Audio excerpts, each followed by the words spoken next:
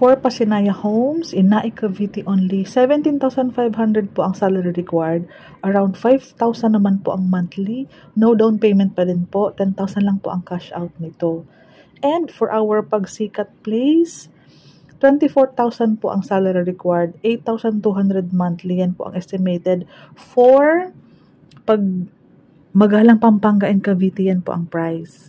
For our requirements, pareho lang po mga kailangan under Pag-ibig housing loan. Ito po mga requirements. So number 1, company ID, 2 government ID, and then TIN ID. Basta lahat ng ID, 1 bond paper, 1 ID, back-to-back, 3 perma. Or dalhin mo na lang sa office, ako na magzi-xerox para ayos and colored pa and malinaw. So latest original COE ang dadalhin mo, 2 to 3 months na payslip.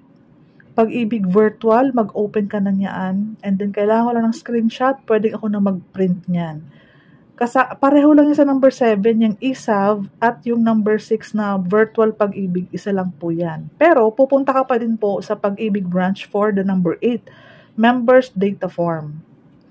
Dapat po, updated na lahat bago ka umalis. Dapat i-double check mo. Number 9, birth certificate. Kung single ka, kung kasal ka na, marriage contract, i-xerox na natin. Since kasal na, number 10, kailangan ng 2 valid ID ng asawa mo. Dalhin mo na lang din, ako na magpaprint sa office para siguradong tama ang pagkakaprint. And then, kung naka-change status na dapat yung asawa mo. So, pag-usapan natin yan. Sabihin mo sa akin kung na-change status na yung ID ng misis mo kasi kailangan talaga. Meralco bill latest, paki-xerox, barangay clearance, i-attach mo yan kasi for housing loan purposes ka mo dahil yung Meralco bill ay hindi nakapangalan sa'yo.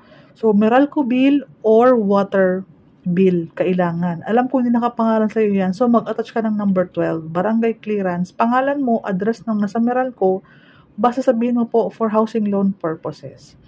Yung help seminar, isend ko sa'yo ang link, i-chat mo ako. Yung number 14, lagi akong may dalang reservation agreement form. Meron akong dala niyan lagi. And ako na rin ang bahala sa 4 pieces na 1x1 picture. Magpadala ka ng picture, 65 peso. Ako na ang pupunta sa bayan.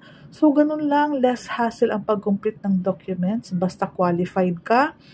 2 years tenure sa company. Ibig sabihin, 2 years employed ka na. And then, yung company mo is dapat 5 years or more na pong nag-ooperate. Okay po? Ibig sabihin po, 5 years nang na-establish yung company para po ma-qualify. Meron pong bagong qualification for Pagsinag Place, Pasinaya Homes and Pagsikat Place. Okay po? Maraming salamat. Directly PM me para po ma-assist po kita.